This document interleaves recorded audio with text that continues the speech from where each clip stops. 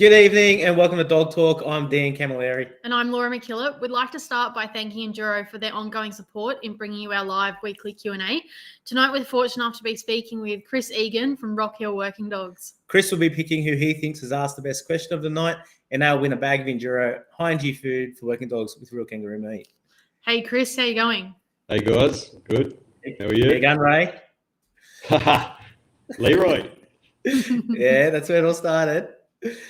What are you up to, mate? Not a lot. Day landmarking today and picked up lambs all day myself, so I've been a little bit tired since I got home, so I've been wandering around trying not to get too comfy before this. That's about it today. Yeah, cool. Hey, hang on, Thorpe, Harriet. Yeah, I live in Millthorpe in New South Wales, and we just have a little place here. My partner Harriet and our three girls, Amelia, Audrey, and little baby Nina. And we have acres just right on the edge of town here, so like in town, in the little village of Millthorpe, and it's perfect for us. Like it's right between Orange and Bathurst, so we can do our thing in either towns. And all my livestock contracting work is pretty close to home, which is good. It's an area that I'm fairly familiar with, and yeah, it's a perfect little lifestyle we've got here. Mate, before we get too far into it here, we have got a question from Steve Wayman, and he has asked here, is it nice being a father? Yeah, it is. It's the best thing in the world. I actually, it's hard doing this. This is normally bath time with little Nina, and we normally have a shower together, her and I, at 8 o'clock. So it's probably the first time we haven't done that in a while. But yeah, it's really good. I love it. And it's good. We've been pretty flexible with my work. I've spent a lot of days at home with Nina and take her to work with me. And she's 6 months now, and we've spent a fair bit of time together in that time. So it's been really good. It's awesome. Being a new dad, and I know, like, for anyone that doesn't know our relationship out there, we've been mates for a long time now.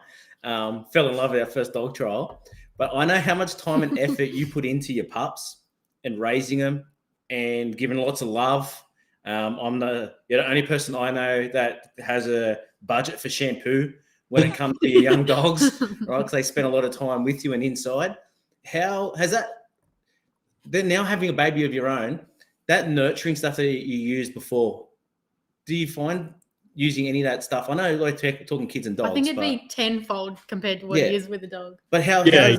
Yeah. I think I naturally am pretty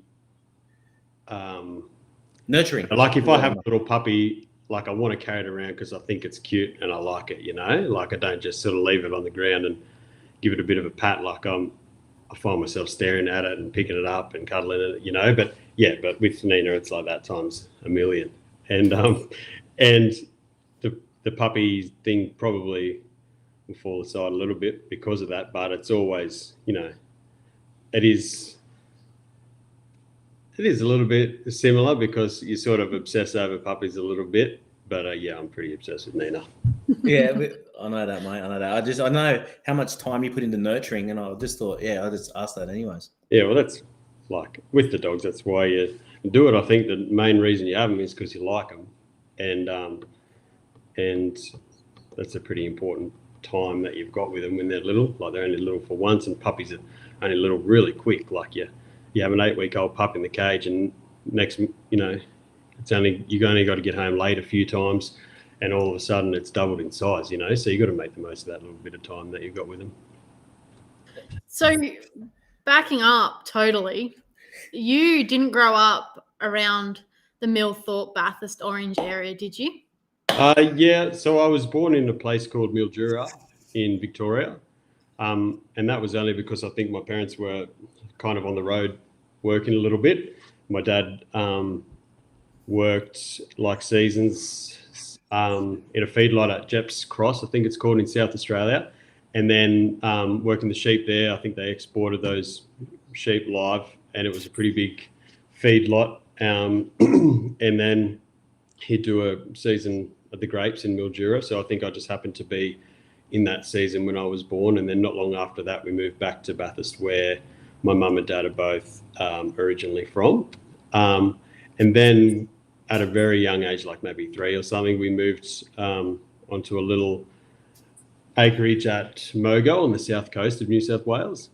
And that's sort of where I did my growing up in the main stages of sort of when you're learning about things and figuring out things. And we had a few acres there where we had, draft horses, and we had a free range egg farm. So we had lots of chickens and pheasants and everything just walking around the place. And it was a pretty good lifestyle as a kid to be exposed to all that and just learn about looking after things and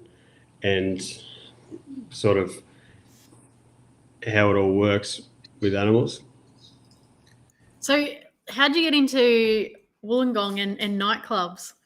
Yeah. I've always wanted to know that, and now I finally get the chance to ask it. So I moved back to Bathurst maybe in probably the last couple of years of primary school, and we just lived in town there, and it was pretty fun there. Like my growing up in town itself, like that's when I started sort of racing greyhounds, and my dad and I were right into that, and I was sort of pretty obsessed with greyhounds and pedigrees and dogs and stuff then, and always sort of knew that there was going to be some interest in like dogs or animals from then on, and went to high school in Bathurst and then became a carpenter.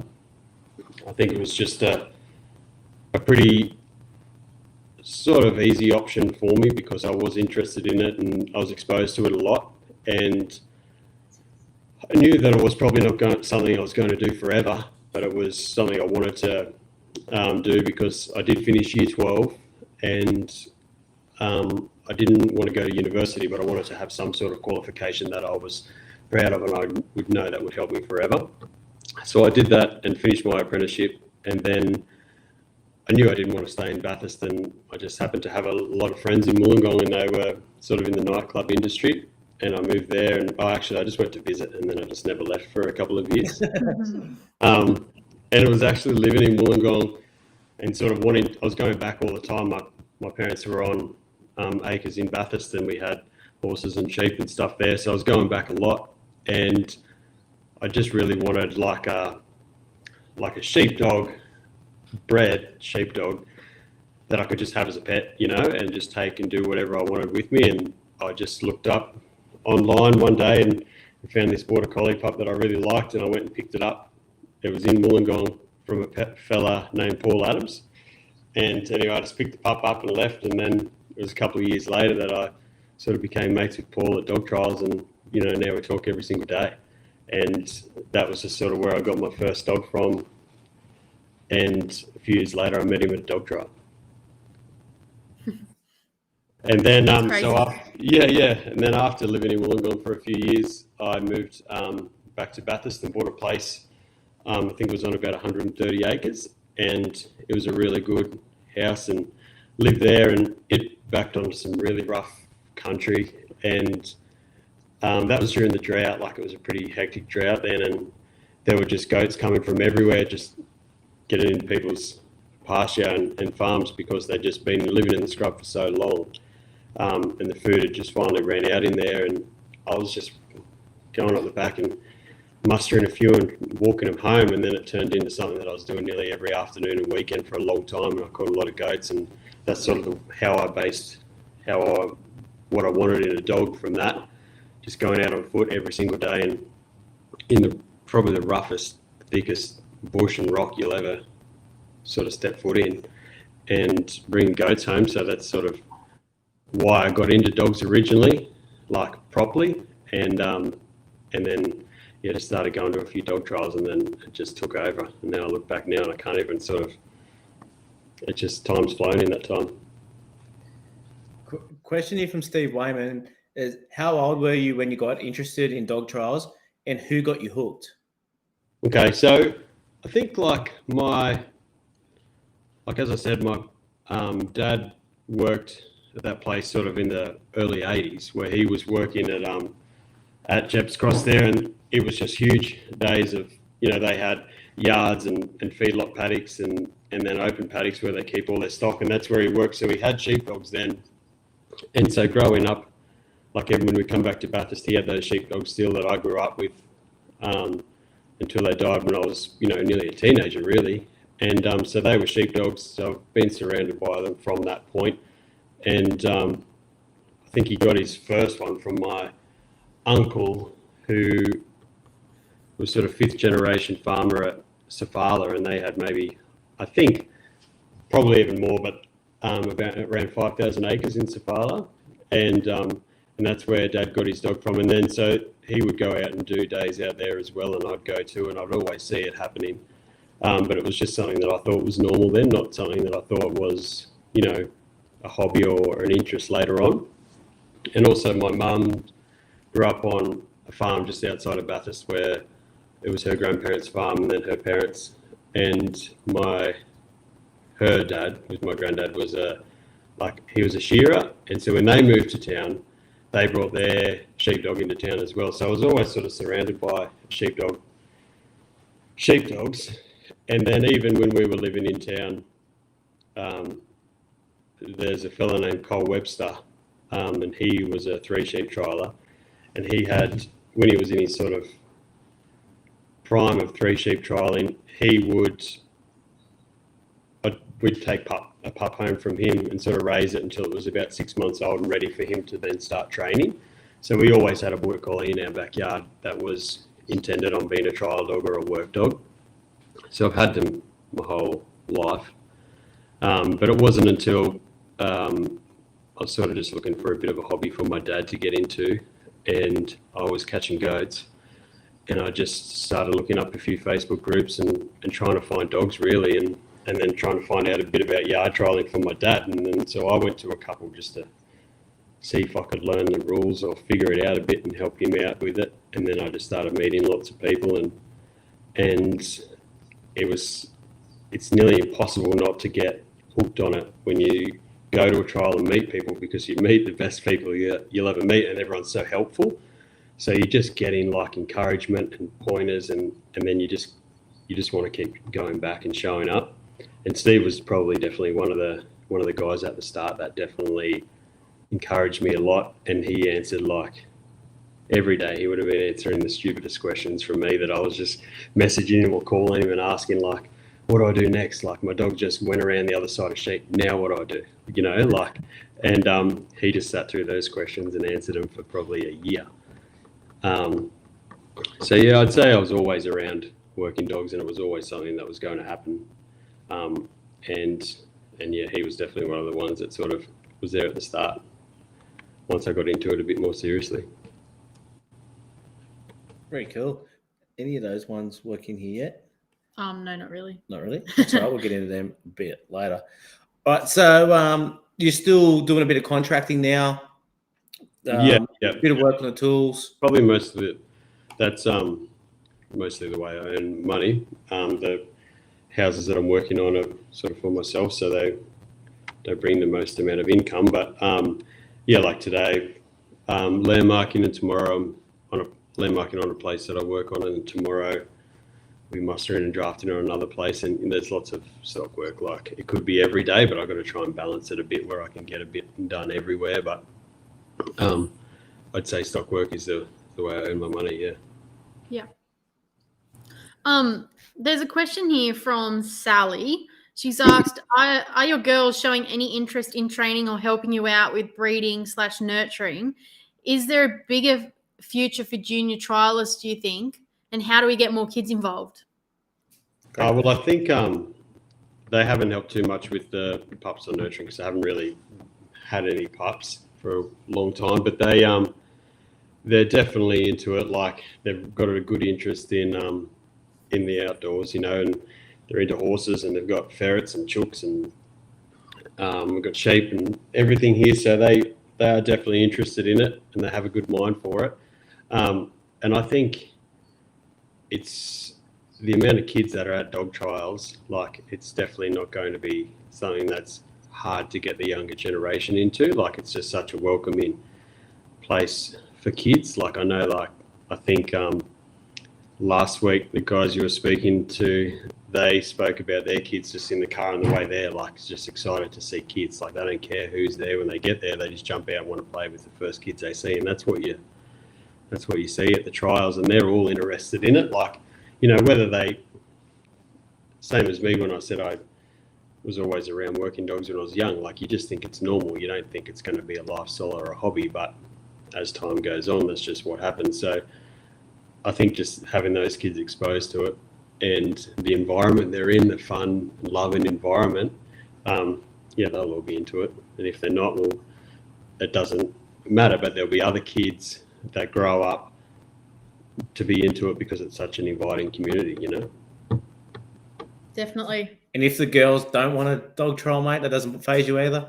Well, I think we did our first pony club on the weekend.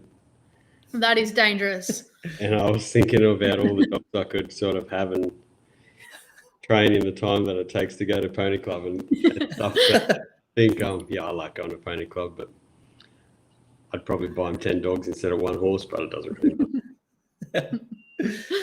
Mate, you mentioned earlier about catching like goats, and I know you caught a lot of wild sheep, and your old place you're in there was pretty wild, some pretty wild country back there. Yep. What type of dogs were you chasing for that? Like, what was your go-to? Well, I think, like, I could talk about all the ones that were good dogs but weren't perfect for it, but I think the ones that I figured out that I liked were dogs that would get to the head, in an instant, but didn't want to be there all the time and were just happy to and confident enough to be behind stock and not always wanting to block it. And I think that's a big thing with, like, to be confident behind stock and letting them get away, but knowing that you can get there. And so it's hard to find when it's something pretty specific, but I was just looking for dogs that are really confident in themselves. And I know, like, you can build that confidence yourself, but the ones that I could tell were going to be confident no matter what. So something that's confident behind stock, but if something got away, they'd be there in a second, and right to the head. And once they got to the head, like, keep that pressure at the head, which is hard because a lot of dogs look like heading dogs and are called heading dogs, but they get to the head and then they want to sort of fluff around and get away from the actual weight that's at the head. Or so ones that can get to the head and then get a result and then hold some pressure there, but then come back to the tail and just let things go. They're sort of the ones that I really liked for that job. You want to grab that one? Yeah. This one? I'll grab it in a sec, but yeah. Question here from Mick Goodman. He's asked, what do you need in a dog to get the goats mainly? I think, so I've had teams that would do it, like, without these two dogs, but I think with, like, the way that I used to use Tidy and Ray together to do it, I don't know if you can get it all in one dog, and there'd be so many people that have it, but I sort of couldn't get it. But, like, I could let Tide go no matter where I was, and she's so fast and urgent and has a pretty good hunting instinct where she would just go and go and go until she could put goats together. And you can't sort of see what's going on and you can't smell what's going on, but she would just go and go, and the heels are so big and there's a lot of rock, like, you can sort of see her, but she's not getting far because she's going up and down and through and everything like that. And she's so urgent. Once you send her, she won't stop until she finds something. And so that sort of urgency is what I really liked. But then on the other hand, that she was sort of borderline on what I was talking about before, where she was confident behind them, but then if things got real hot, she'd probably want to get to the head a bit much. But once she got to the head, she was really good. So I sort of figured out later that I'd use her to find and gather the goats. And then I'd just keep it with me and then use dogs like Ray, who would gather probably better than Tide, but take a little bit longer to get there because he's a bit wider and a bit smarter, and he's probably thinking about where they are when Tide is just busting through things to get there. And then I could just walk them home with Ray because he was such a steady and calm and confident dog, and he has a really good presence, and he's sort of kind to them, but he shows them that they're definitely not going to beat him. So I was sort of using those two together in that way, but if I could put all that together, that would be the perfect sort of dog that I would want for it. Mm-hmm. And you've mentioned Tide's a border collie, but Ray's a Kelpie. Yep. And And you also deal with a few Smithfields? Yeah, definitely. Yep. Tell us a bit about the Smithfields, mate. Yeah, my dad has the Smithfields, and it's something that I've always wanted and been interested in, but I think I'm still sort of trying to figure out the type of Kelpie and that I want, ideally Kelpie. And the community that like I'm in and the mates that I have, like it's just a little bit, you got a little bit more in common with each other if you're sort of working on Kelpies together, like, you know, they all tie in somewhere, and it's just a bit better interest for me at the moment. But and I like Dad doing his thing with the Smithfields, but the minute that he sort of doesn't want to have them anymore, yeah, I'll definitely fill my kennels with Smithfields. I think they're pretty incredible dog, I think, because from what I can understand, they come to Australia, you know, on maybe during the first fleet period, I don't know, like on the first fleet or whatever. And they're a dog that I think is called the Smithfield because they were used by farmers or drovers or, you know, anyone to take the stock to the Smithfield markets. And that might mean, you know, moving the stock with them. It could mean just accompanying the stock and, you know, the men or women or the families or whatever as a bit of a guard dog or as a companion dog, or, you know, other types would be actual herding dogs and, you know, usher them through and get them to the markets. And so they're used for sort of all different reasons from what I can understand, and some more herding types and some more sort of guardian and companion types. And when they came to Australia, the ones that came to the mainland, because there was a lot more breeds of dogs on the mainland, they were sort of outbred and didn't stay as a Smithfield. You know, they're still not a sort of a pure breed or recognised breed, but they didn't sort of stay the Smithfield type. I think they went out into rougher country and they were getting bred with other dogs, and maybe people were finding that, you know, a dog that's working a bit closer to you and closer to the stock wasn't quite suiting, or maybe their coat wasn't suiting, or maybe it was just lack of numbers of Smithfields that they had to outbreed them. So they sort of got bred out pretty hard in the mainland, but in Tasmania where they got taken, there wasn't so much there for them to interbreed with, and they kept being used for what they were bred for. And so I think, like, it's pretty incredible that it can be 2023 now and you're still getting dogs out of Tasmania that just look exactly like they did in the photos from, or the drawings or whatever from those times, and they haven't had a very big, you know, they haven't been importing Smithfields every few years from England, and they have been bred still now to be a dog that can cast, gather, push, you know, sheep, cattle, goats, and still be a proper working dog. So I just think that's pretty incredible that it's come, you know, that whole time from that small base of dogs that came over, and they can still have those traits.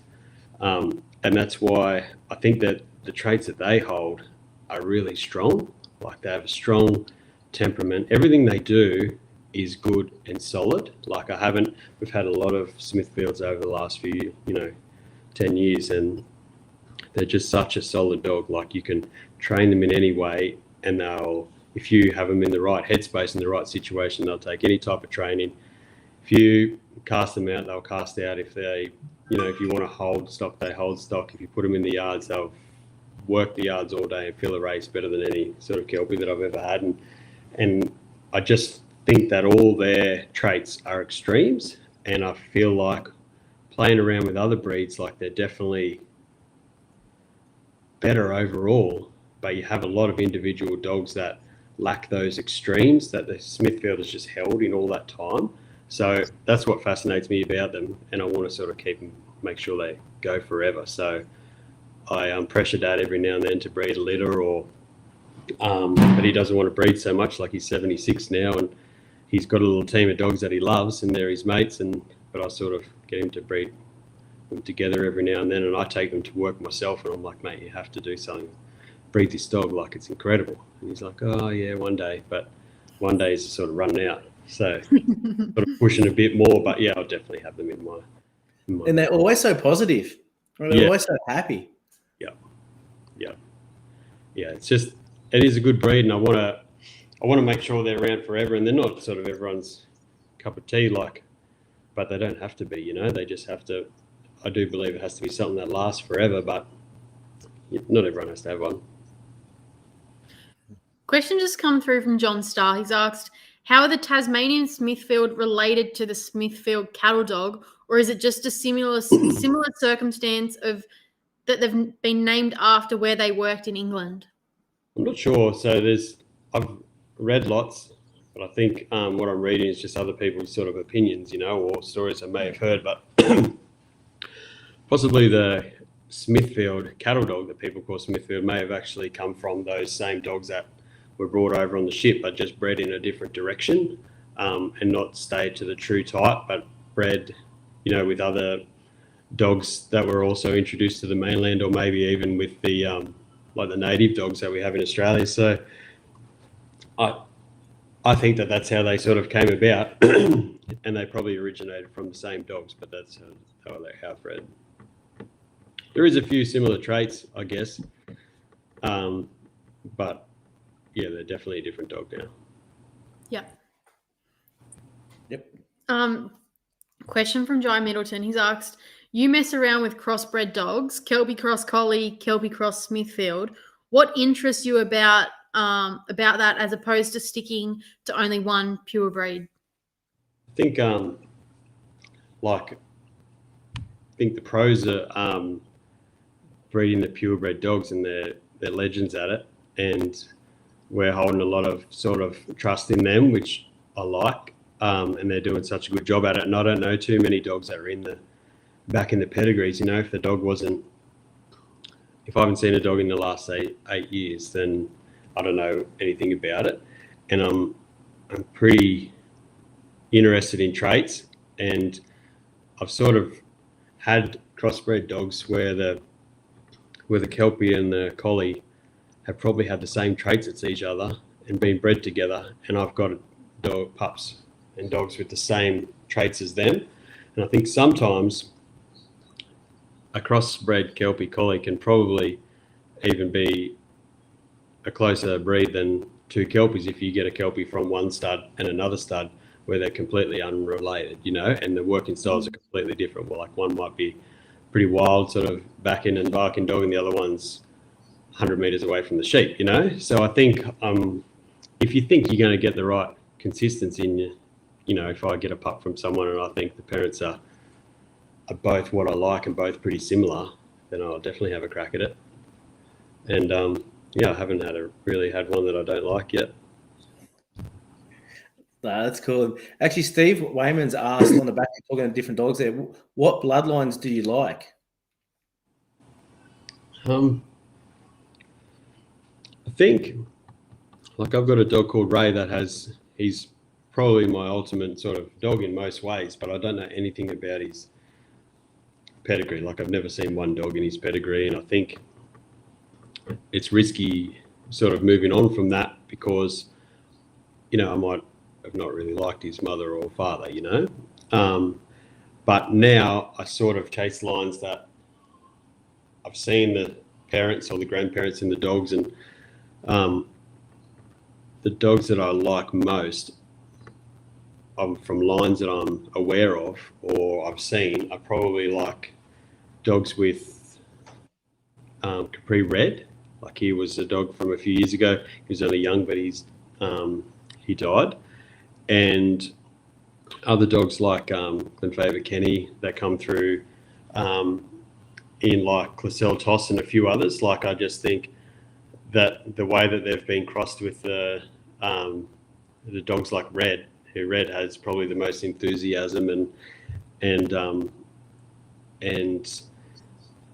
the best attitude in a dog that I've probably seen that hasn't been one of my own, he was just so enthusiastic and just wanted to wag his tail and do whatever was thrown at him. And then to be mixed with dogs like Toss, who's probably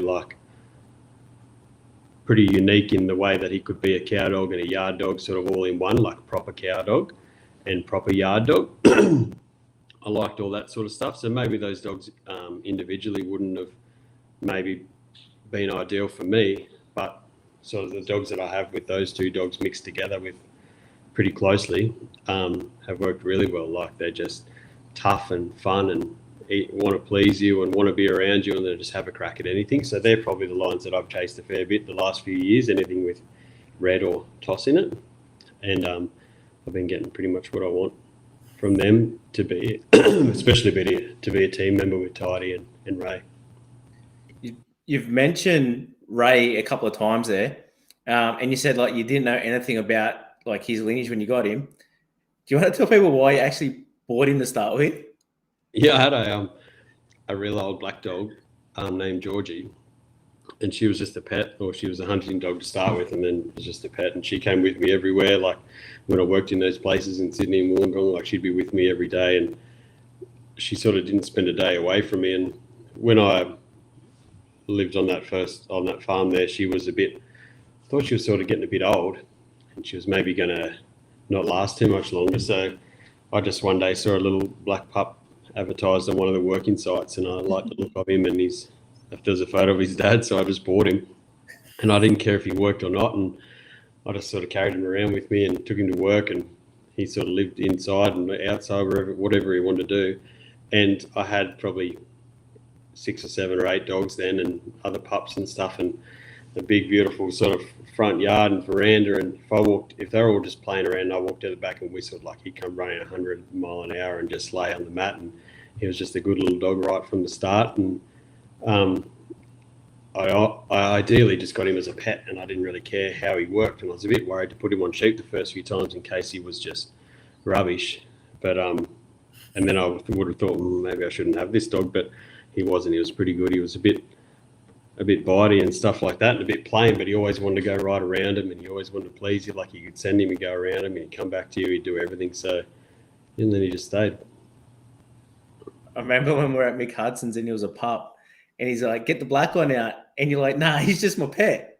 He goes, "No, get the black one out." Yeah. And then he goes, "Mate, he's too good for a pet." Yeah, he just got around the sheep so nice from a young age, and he was a little bit plain, but he did everything right.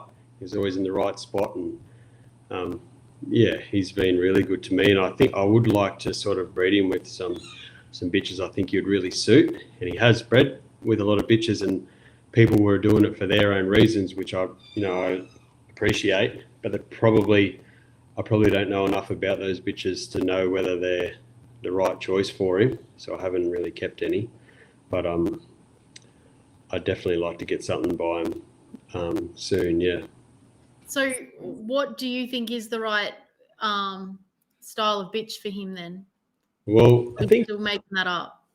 Yeah. Well, I got him at a time where I sort of just wanted a mate, a pup that was just going to be my mate. So I had no expectations, and all I wanted was a mate, and he showed those matey signs right from the start. So he'd already passed some tests, But if you're looking for a working dog in particular, you've got a few more tests in place that aren't just, is this dog going to be my mate, So I sort of didn't evaluate him in any other way when he was a pup other than just whether I wanted to hang out with him or not.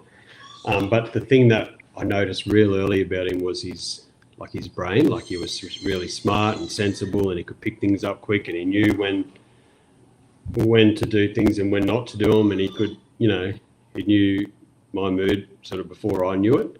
And they're not things that you really look for in pups. Like you put pups on sheep and you want to see them like coming in or getting excited or covering fast or whatever. You're not putting a pup on sheep thinking, oh, geez, I hope his X factor's his brain, Like I sort of do, but I think some people don't really do that. So I think some smart little pups maybe get overlooked a little bit because they're going to be, you can see they're smart and they're working all right, and you might see that at 4 months, and then you put them on the sheep at 6 months and they're still smart, but they're still working like they did at 4 months.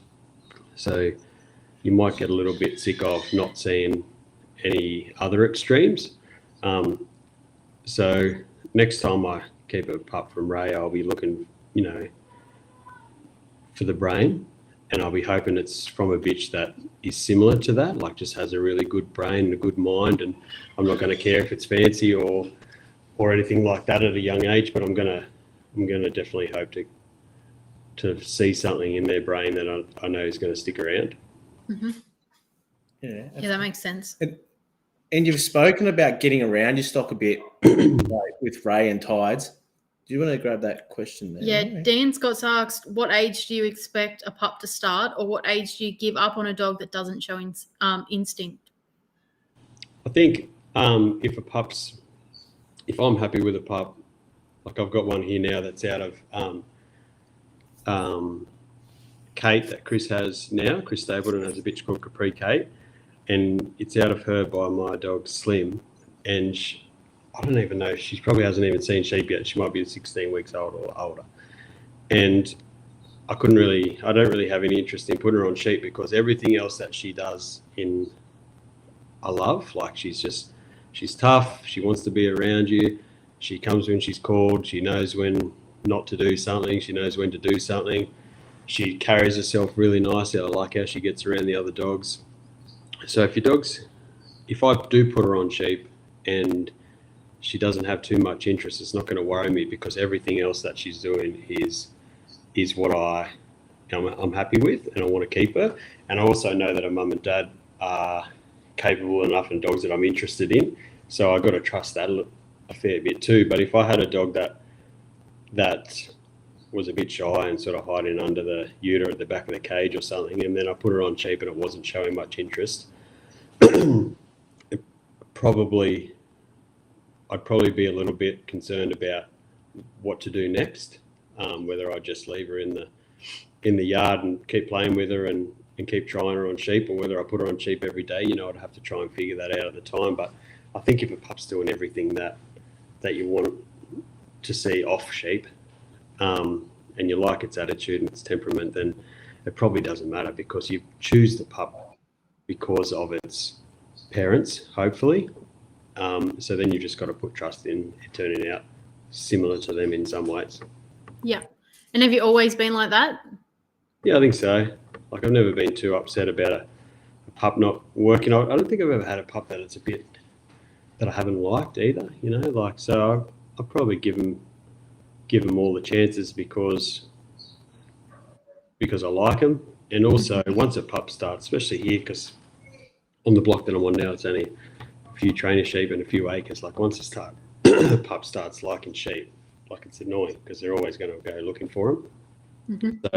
So if I put a pup on sheep at 8 weeks and it's mad on them, I'll just leave it and not put it back on sheep for ages until I know it'll come back when it's called, because otherwise it's just a waste of time, because I'll spend more time chasing it around and probably doing it more harm than good than and I don't really think I need to train pups every day. Like they're not sort of ready to do anything with yet anyway, so I'm not really pressuring.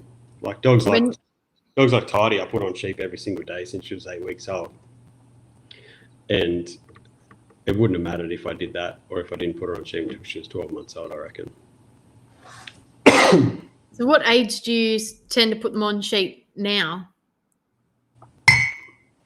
No, that's not the right word. Like, when do you really start implementing that training on sheep? Is probably what I was trying to ask. Probably it would depend on how I like how they work sheep. Like if I take a 6-month-old dog to the sheep and I like that it's going around them and I can just balance up and just walk along back and forth in the paddock, I'll probably do it like every day.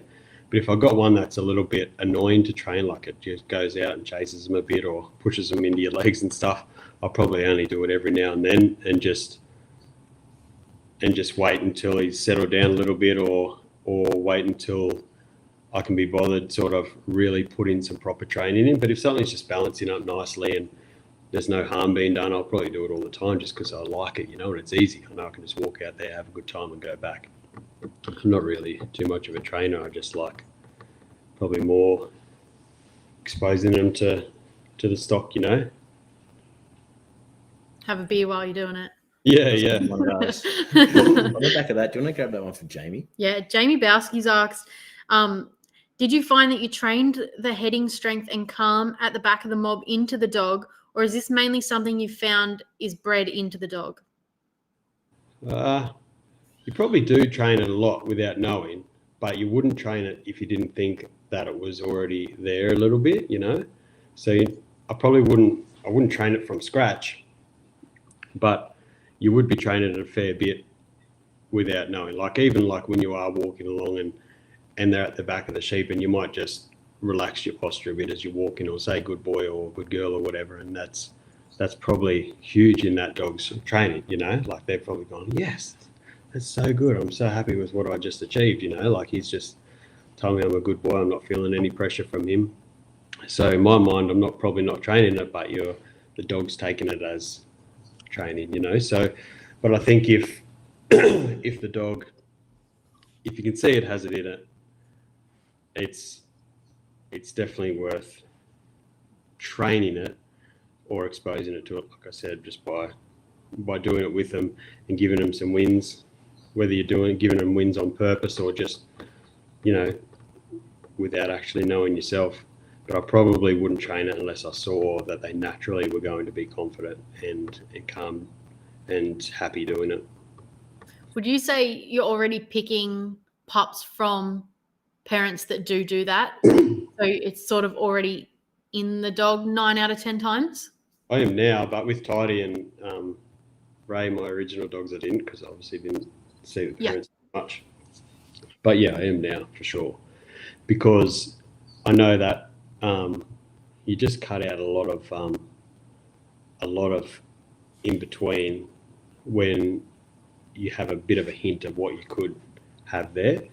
And I do get pretty attached to dogs, and I don't like them going, but I also don't like them staying if I know that they have a life somewhere else that really, really like suits them. So I've sold a lot of dogs and had a lot of dogs, and mostly just been trying to figure things out for myself, but they all live in homes now where I know that they're really suited to what their style of work. So I think it's really important to choose the parents of a dog before you put a lot of training into it. Absolutely. And you've spoken a bit about your dogs, mate. You want to tell us a bit about your current team there? Yep. So I still have, so my team's a little bit, it's kind of smaller than it was when I was working on the, working full-time livestock on a farm. But I have Tidy and Ray and Outlaw and Slim. They're probably my main team. I've got a little bitch called Rock that's just sort of coming through, and I've been taking her to work a lot lately, and she's pretty good too. But I don't know whether she'll be like something I keep forever, only because, just like I was talking about before, like I love her and I think she's a beautiful dog, and she's a really good all-round sort of young dog, but I think she would probably benefit from being on farm, like and working every day. Just the way that she, like the other dogs I have now, I know that they're happy just getting thrown in the deep end every day, but I'd really like to see sort of Rock maybe brought on a little bit better than what I can do at the moment. But if not, I'll be happy to keep it there. But that's sort of my team at the moment. Then I've got 2 pups, one called Capri Hector. He's out of a bitch called Lass. And Lass is like out of a cougar bitch by Toss. He's by my dog Slim, and he's a real nice little dog, so hopefully he sticks around. And then I've got little Goldie that's out of Kate by Slim, and hopefully she sticks around too. But there's been a lot of pups come that haven't stuck around, so we'll see what happens. And how's Slim and Outlaw bred, mate? They're Outlaws out of a bitch called Rose, Capri Rose. It's, I think, Orchard Garden Silk, Clasell Toss crossed with Red. And Slim is out of a Marista bitch, like that Maddie and Chris Sherwood breed. And she's also by Toss, and he's by Red as well. So they're pretty similar. They're related pretty closely, but they're pretty similar in every way, except the way that they get about their work. Like they sort of get similar results in everything they do, but yeah, they work very differently to each other. Outlaw's definitely the better dog overall. Like he's a pretty incredible dog, and he's a big, kind dog, but tough as anything, and he gets really good results from everything that we do at work. You know, like he's a real good one-out dog, and he can do anything on his own, and sort of makes it easy. You know, except for all the yelling I have to do to him sometimes. But he's it's not bad yelling. It's not yelling because he's doing anything wrong. It's just he's just probably pushing me a bit.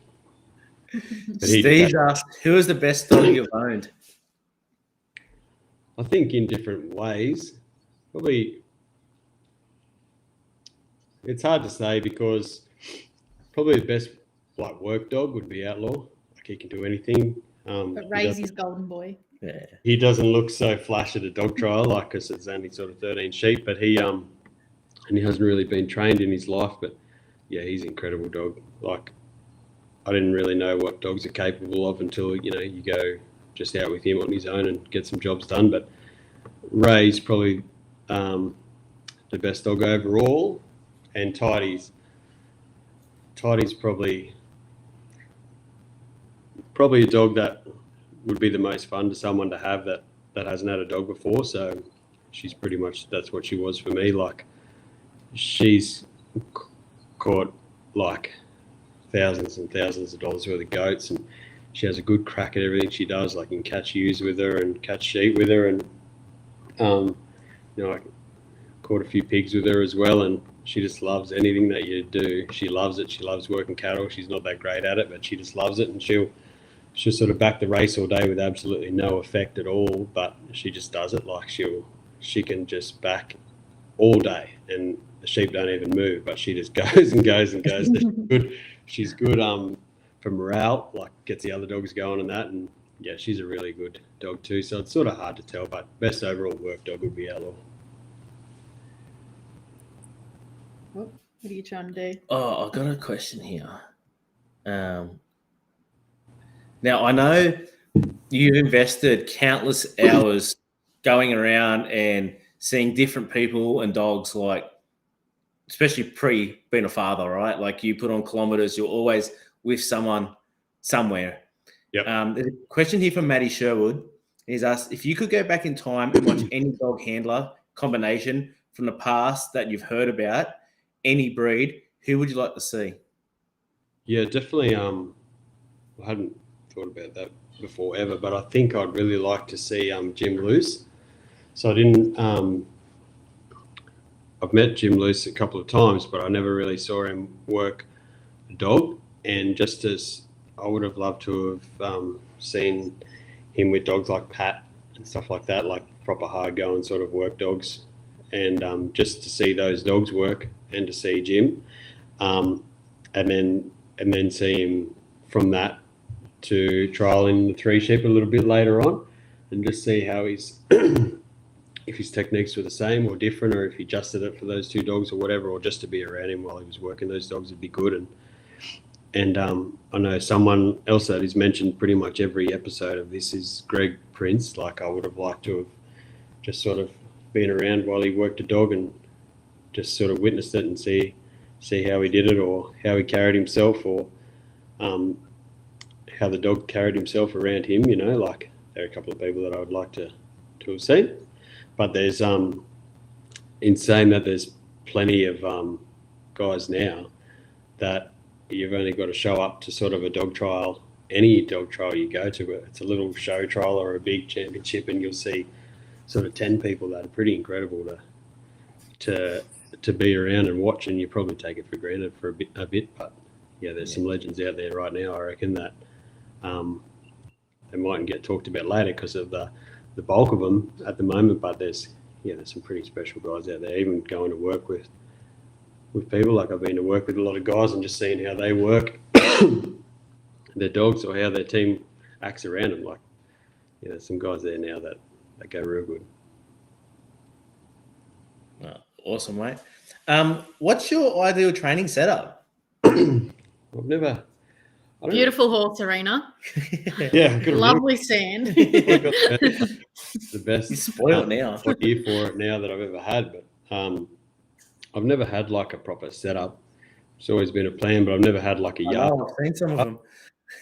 I've never had a pickup area and force and drench race or anything like that. At the house, my farm that I owned, I had a pretty good old sheep yards with a big wide race. So it was really good for teaching dogs to back and just getting them comfortable in there, and some good pickup areas. And then when I worked on that farm for for a couple of years, like 10,000 sheep there or something, and I couldn't really have any trainer sheep, so I didn't really train dogs for that whole time that I was there. It was just take your dogs to work when they're old enough, and now I'm here. I have really good facilities, but I haven't really set anything up specifically for training dogs. But I think just a big square area, and then a couple of tight areas where you can sort of get a dog in tight, and just get them used to sheep and knowing nothing bad's going to happen.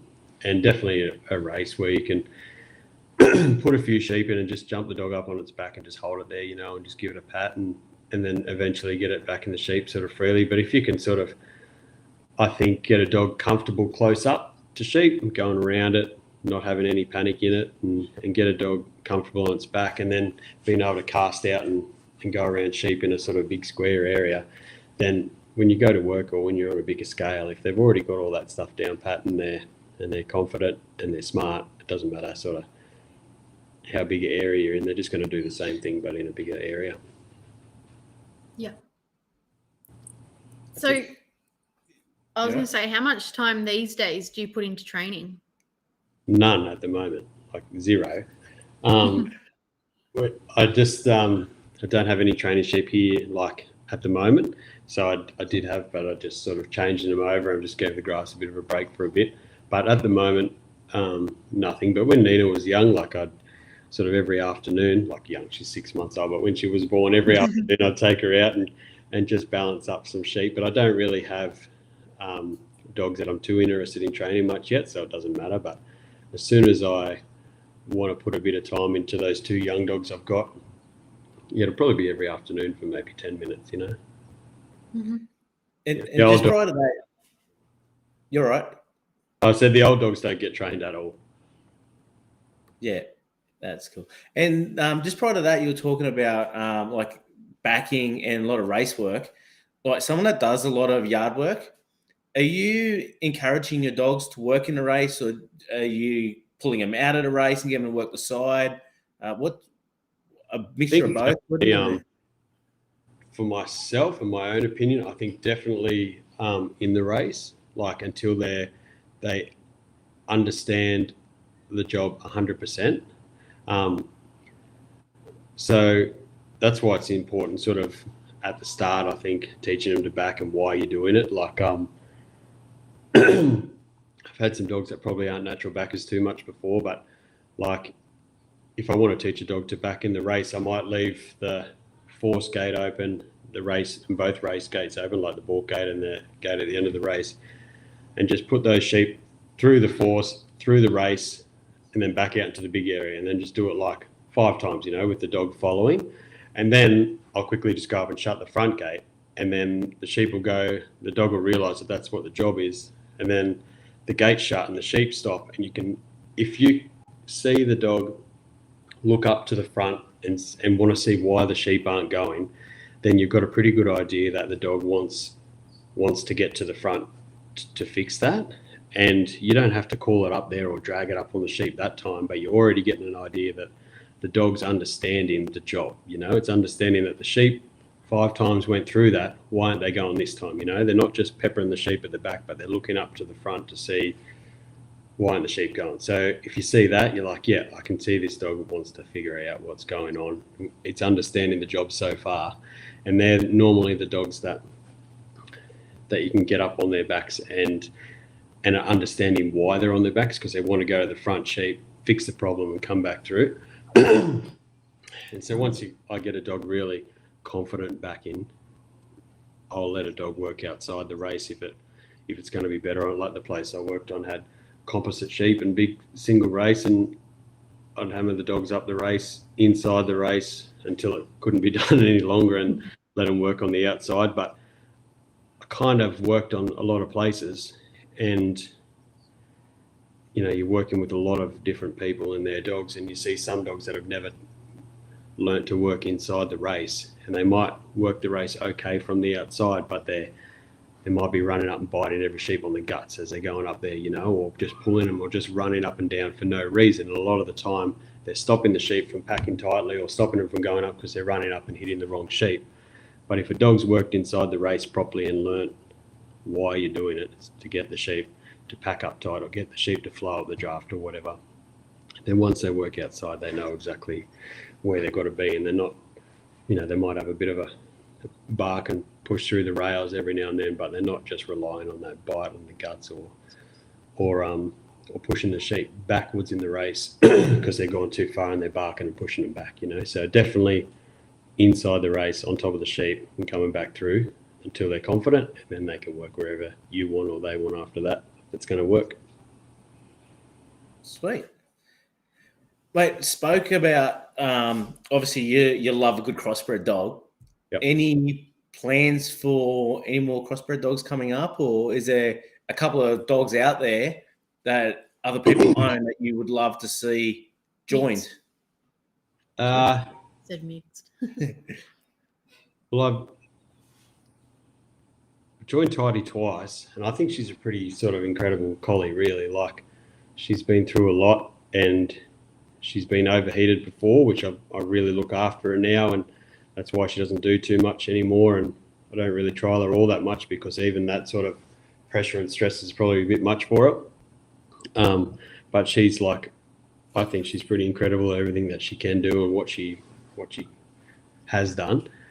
And I've only sort of been tempted to breed her twice, and they're both the dogs that I own, like Ray and Outlaw. And I have got something that I pretty much thought I'd get work-wise out of them. They're probably Ray and Outlaw's best litters, really. But yeah, I don't think I'll do it again. And I just can't really commit to a collie to put over her. So I mightn't breed her again. But yeah, I don't really have any crossbred litters in mind. I think I've done that, and I might use those dogs later that I bred down the track to breed into something else, maybe into the Kelpie later. But yeah, I don't know if I'll be doing that again. My dad Smithfields, as I said before, are probably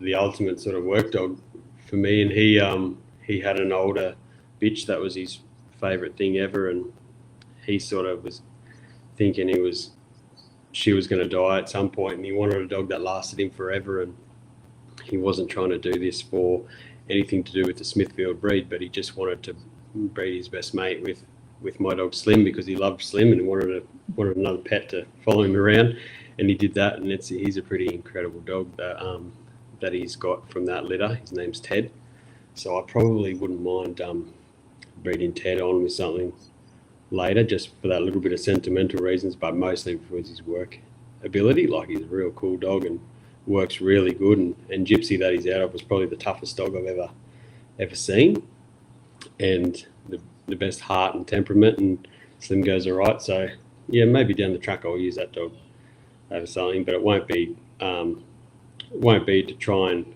continue the Smithfield breed or anything. It'll just be for the traits that I love in those dogs that are his parents and the dog that he is. Your dad Smithfields always get a bit of attention when you're out and about. You want to, what have you got there at the moment? You mentioned Gypsy there. Wombat still around? So Gypsy got bitten by a snake. So that was funny. Not funny, but it was interesting that he wanted to breed Gypsy to Slim because he thought it'd be a last litter, and he wasn't going to breed her again. I was like, mate, she's not going to die. She's like 8 years old or 9 years old or something. And then she had that litter, and when the litter was 8 weeks old, she was bitten by a snake. Shit! Oh, wow. So that was a little bit sad for Dad, and that was sort of the start of his his real true love for Smithfields. Like, he got her when I was sort of just looking for a hobby for him to do, and I said, why don't you get into a bit of yard trialing or something? And he said, I don't really want any work dogs. Like, if I got another working dog, I'd want it to be a Smithfield. And I was like, what are they? And he said, when he worked at Jepp's Cross in South Australia, he said the best dogs down there were these Tasmanian Smithfields. They're grey and shaggy, and he said the work there was so hard, like it was pretty hot, and they had big feedlot pens. And he said, like, some dogs would go around, and they're real flash-looking dogs, but they go around the back, and the sheep just wouldn't want to move from pen to pen because you had to move them so often, and they just want to stand there. He said they just eye up, and you couldn't move the sheep, so everyone had to run around there and do it themselves. And he said the Smithfields would just go around and bang, the sheep would be from pen to pen. And he said the sheep used to come in on train carriages, and they'd bring all the train carriages in and join them together. And they were double decker sheep, and the only way out was from like 2 doors on the side, and you couldn't go in there. And they just send these Smithfields in there, and all of a sudden all these sheep had just come running out. And he said they weren't bowling on top of each other, or they weren't smothering or anything, but they just created so much flow, and the sheep were just coming out and ready to go. So he said, if I get a dog, I just wanted something that's fair income, and a dog like that. And so I just sort of looked him up and bought the first one I found, and that was Gypsy. And then we've had a lot in between, but yeah, Gypsy was sort of the one that started him off on that. And he said she probably wasn't what he saw in all those dogs, but she had incredible qualities elsewhere. Like she had real good herding instinct, and she was tough as anything, and just a real lovable dog. So, and then we're just getting a few others from then, and like Wombat and Gypsy were probably his main ones. Yeah, and Wombat's the one that he mostly trials, and he goes good, but he's full noise Wombat. Like I used to take him to work without Dad when I knew the days are going to be a bit too tough, and I'd be rotating my dogs like flat out, and I couldn't really control Wombat because he wasn't mine, and he would just back all day long and bark, and he just pretty much didn't even need my dogs. Like he would just work that whole day and do everything right. Like I'd be telling him to do one thing and just do the other, and it would all work. And yeah, he's pretty incredible dog. And then Dad doesn't really train him at all, you know. So he'll go to a dog trial. Like back then when I was taking Wombat to work a lot, he wouldn't even put him on sheep between that and when he would take him to a trial, and he sort of goes around there and sees 13 or 20 sheep, and he's always looking over the back fence to see why all the other sheep are in the let out, you know. But yeah, he's a cool dog, and I think Dad's done pretty well with him for someone that doesn't really train him at all. And he has a real high expectation of the dogs, you know, like he wants to see him cast and hold sheep, and he wants to see all the things that I see in my dogs, but he wants to see it in them, and he probably doesn't think about what they're meant to be capable of. He just thinks about what they should be capable of and what he wants to see in them, and he really gets the best out of them. And they love him like crazy, and it's real good to watch him when he's working them. And yeah, I like watching him trial them. I think it blows a few people's minds at the start, but once he gets a sheep up the race and he puts them sort of 6 deep up the front of the race, realise that they're a work dog, you know. Why do you think he does so well with them, considering he doesn't put much time into training? I think he's just got a pretty good way with dogs, and them dogs in particular. Like all the ones that he's had have been good, but I've been sort of pretty picky on the ones that I think he should keep, and the ones he's got now are probably the best overall. Like solid temperament. Dad likes to have all his dogs out at once with him just all day, whether they're laying on the veranda or he's working, you know, and they all follow him around, and ones that are easy for him to handle, and ones that don't need to be sort of told what to do all day, but once you sort of put them on sheep, he tells them what to do and they do it, you know, because they love each other. But he's sort of had dogs his whole life. Like the dog that he started with was one that my uncle bred on that property, and then I think he had an Alpha Kelpie when he worked down there too, and that was in like the early 80s. And when I actually rang him yesterday to talk about, ask him a few questions, I said, didn't you have like obedience dogs too? And he said, yeah, I had not obedience dogs, but they were gun dogs, you know. I had German short-haired pointers and I'd compete in sort of gun dog things. And I said, but didn't you? He didn't really like talking about the obedience stuff much, because I think he just likes what dogs can do, you know, and work-wise.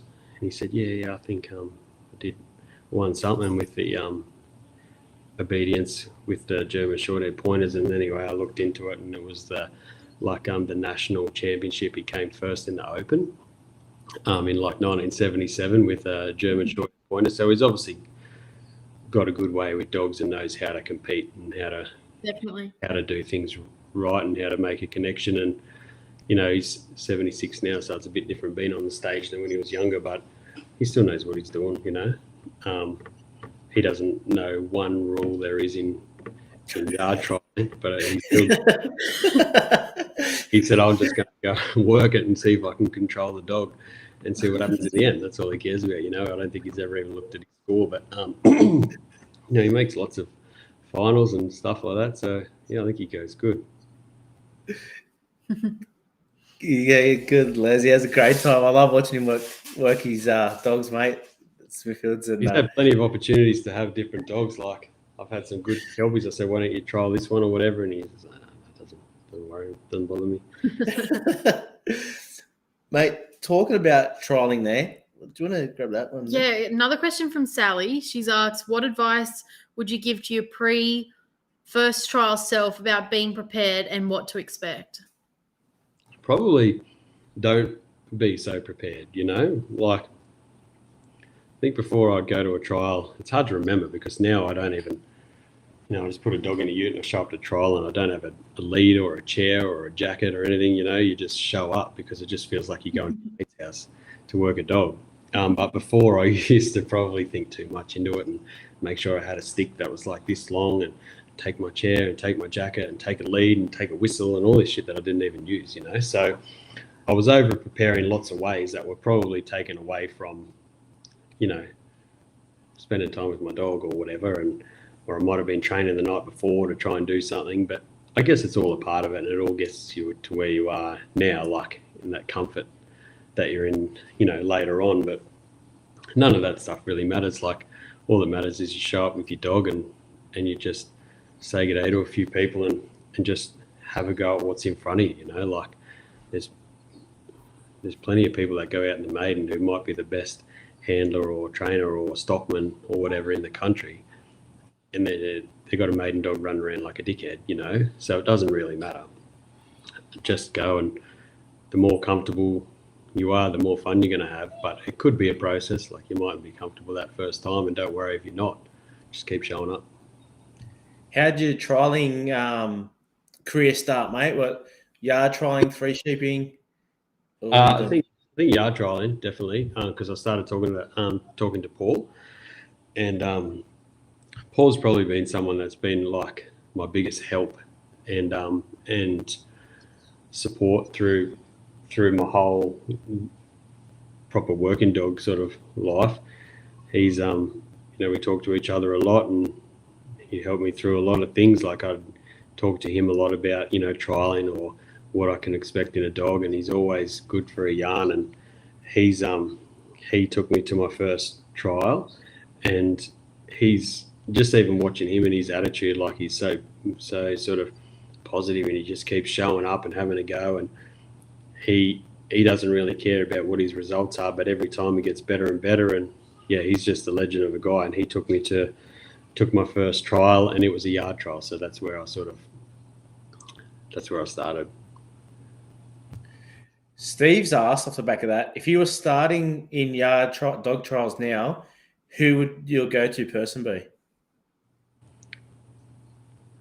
For help or a dog, I wonder.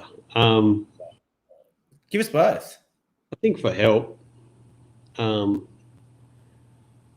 just have to be someone that you felt comfortable with or had a bit of a sort of connection with, that you thought, I can learn off this person, like everyone learns differently off different people. So I'd just probably try and figure that out to start with. And just because you start learning off one person doesn't mean you can't shift and start learning stuff off someone else, because there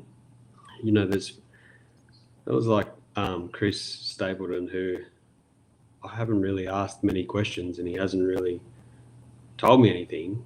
But if you just watch him for like one trial or two trials or just over a period of time, you can probably learn more just by watching him than you can by maybe talking to someone or going and getting like 10 lessons off someone else, So if there's just someone that you can see results from, and you're understanding those results, or you're seeing, the effect that they have on their sheep or their dogs or the way they carry themselves, like just watching those people. But I did go to a school that Jake did when he first started doing schools. I think he did it for like the Yard Dog Association, and that was pretty incredible. Like I have a few different type of dogs that not really the same as each other. So he took every dog individually and helped me out with all the dogs that I had there, and I still sort of use those little principles. And Mick Hudson, he's someone that I really respect as a stockman and as a teacher. He's a really good teacher, and then anywhere he shows up to at a 3 sheep trial, he'll have like 45 dogs in the final. So he's someone there too. But I don't know about buying a dog from someone. Maybe someone that you like how they trial. If they trial a bit similar to how you want to do it, and their dogs are all the same, maybe you could sort of contact them. But you just got to find a dog that interests you and that you love and that you want to sort of carry around and take around with you. So just go and have a chat to people and watch their dogs and figure out what's best for you. And if it doesn't end up being best for you, well, you've got one step closer to something that might be. And away from trialing, people that wanted to buy a pup, would you give them the same advice there? Yep. I think it's really important to see the dogs work. That's if you are fully understanding what dogs can do. Like, if you don't like the mum and dad, then don't get the pup, because there's so many pups on offer from really good breeders. So just find 2 dogs that you like and get a pup from them. Love it. Yeah, absolutely. So we mentioned 3 sheep trialing there, yard trialing. What haven't you had a crack at? I've done some 3 sheep trialing and I really like it. But it's not easy to get away. Like, it's probably easy for me to get away now, but when I was working on the farm, like, you're working for a manager and an owner, you can't say, can I take a few days off work to dog trial? They just don't understand. And it's not possible either. Like, work needs to be done. And also it's hard for me to have a 3 sheep dog.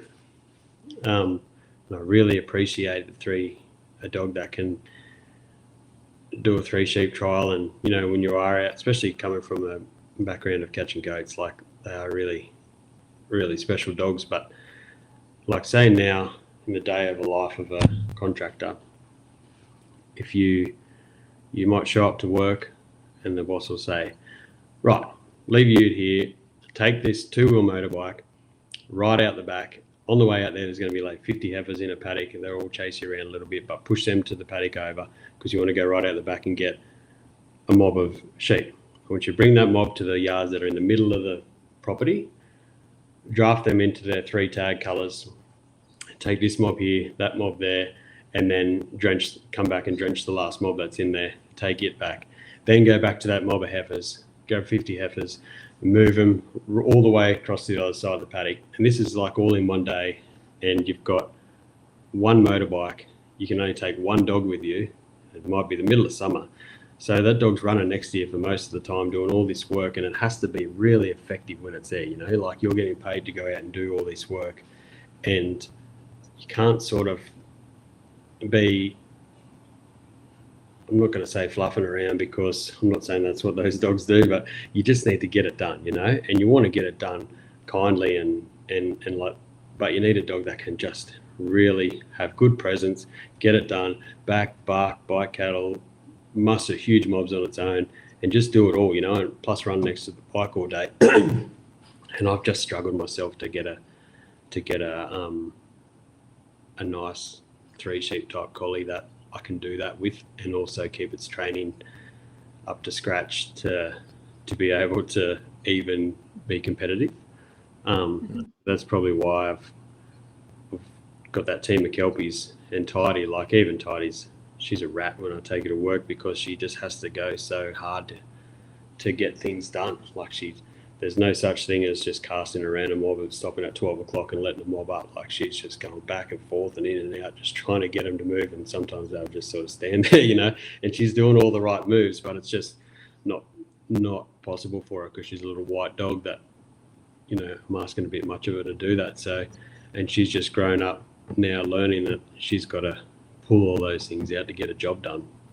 And so even when I take it to a trial, if I haven't trained her like a lot, it's just really hard to get those sort of finer points on her. So if you want to be competitive at 3 sheep trialing, I can't do it with the dogs I have and the situation I'm in, unless I sort of have them specialty dogs for it. But I do love going out with my work dogs and having a crack at it, but I'm not going to be competitive. Mm-hmm. That's fair enough. No, absolutely. And done a little bit of cattle trialing as well? Yep. I'm not good at that either, but I really like it. I've been to the ones at Carcoar, like 2 years in a row at Carcoar, and I think, they did a really good job putting it on, but they're probably not the best examples of a cattle trial, like from what I've seen. But there was a good trial. But I think, like in the first year, Tidy still made the top 10, and then last year Ray made the top 10 and came like 6th or something, and he was probably the dog that had the worst run out of all mine, but he's the only dog I didn't retire, and he went into the top 10 on like 50 or something, so I'm not very good at it, but it's something I want to definitely get better at. I work cattle a lot, but it's a big difference when you're working 3 head and you're trying to be a little bit more precise, and the dogs have to be a lot more accountable for where they are and what they're doing, which is something I definitely have to work on. But I'd love to get to a lot of more cattle trials. What trophy would you love to sit on your mantelpiece, mate? I don't really care too much about the trophy part of it. But Tidy, one of the best trials that I like is the utility trial at Egan. I just think Gary and his wife Ange put on like such a good sort of trial there, and Dave Motley, like it's the most accommodating sort of trial you go to. Like you just feel so sort of at home there, and I always have since the first time I went, and it's a real good trial, and you get the best of the best there all the time. Like I think they just had it last weekend, and I didn't go, but the quality of trialers there is incredible, and it is every year.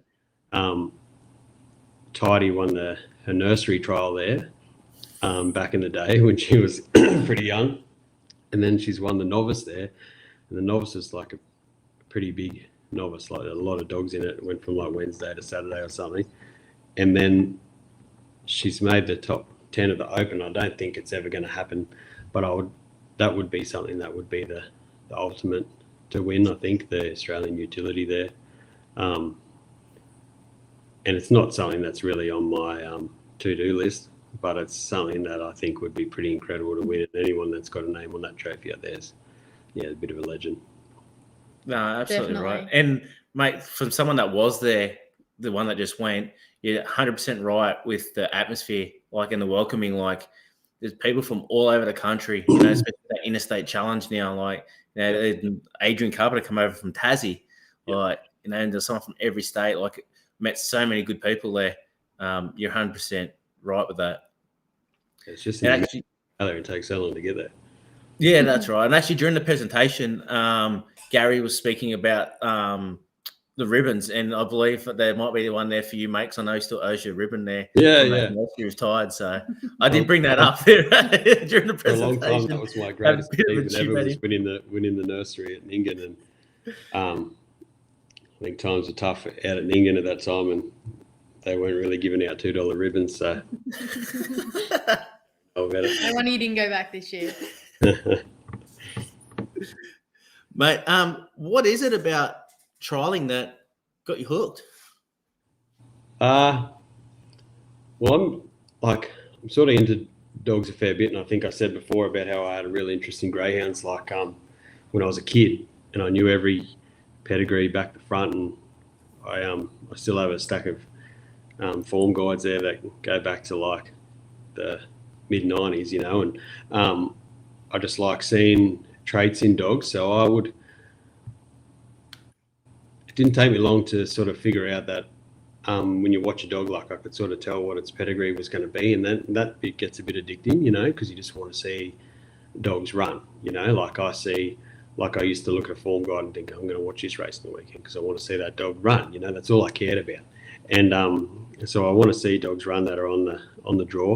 But then when you're there, like the the people that you meet end up being your best mates, you know. And I was sort of pretty competitive before and played a bit of sport and stuff, and you don't realise what a big part that sport plays in your life until it's not really there anymore. And that's where you're around like-minded people and you're competing against each other, but really you're just there for fun to hang out. And so probably the dogs and the people is why I want to go. Not so much the winning or what I can do, but just to see dogs and learn a bit more about them and be around the guys that you talk to on the phone every afternoon, or see the dogs that they've bred or they might have got from you or whatever. It's just a real good environment. Like it's probably the best environment I've ever been around. It's lovely. Best fun you can have with your pants on. Can't disagree with you. So as someone that's, got a trade, has worked on the land, is a dad, all the rest, what advice would you give to someone wanting to get into the, livestock farming sort of industries? Even if it wasn't full-time, I suppose. Yeah. Yeah. So that's like dogs have pretty much made me change my career, and it just come from doing a bit on my own and then going to dog trials and meeting people. And everyone at a dog trial is either a manager or an owner or a worker on a farm, and they always need workers, And so I started showing up to people's places when they needed labour or a hand with their stock work. And then one thing led to another, and I realised that I hated going to work as a carpenter, but I loved taking the dogs to work stock, and it was mostly because of the livestock. Like I love seeing stuff from point A to point B, and I like looking after livestock as well. Like I like them,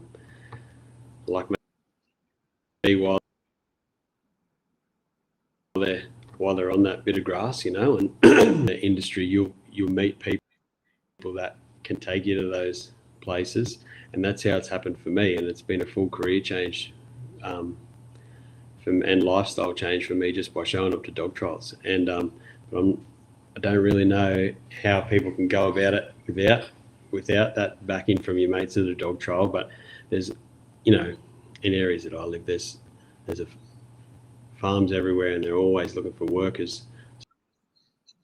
So you just got to go into your local rural shop or get on to even Kelpie breeders, sheep breeders, anyone, and just say, hey, you're looking for work out. And the best thing you can do is go out and do a bit for free and show what you can do and see if you like it. Definitely. Yeah, absolutely. Beautiful. Who would you like us to have a chat with on Dog Talk? I didn't think about this one at all, but I probably wouldn't mind people being on it again. Fellas like Gary, who's someone that is always achieving something new,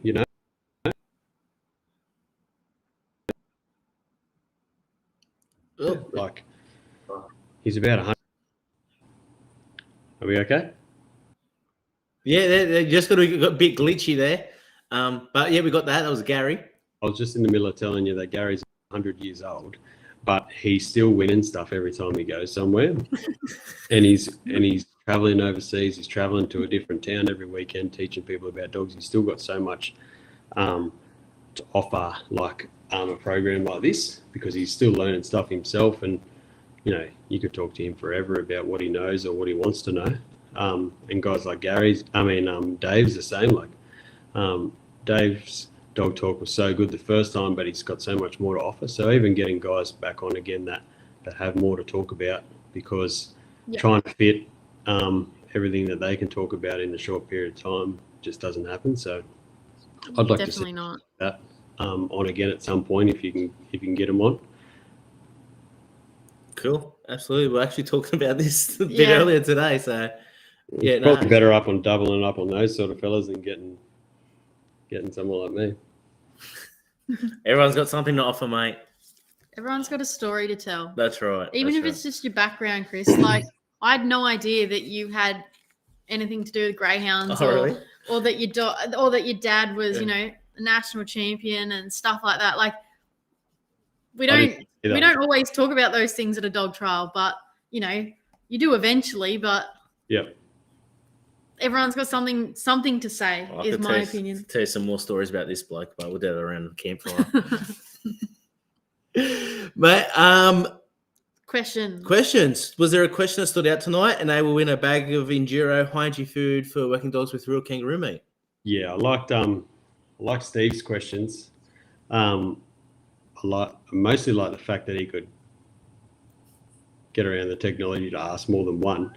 But they're good questions because they made me sort of think about why I sort of started and who I was talking to a lot to get started.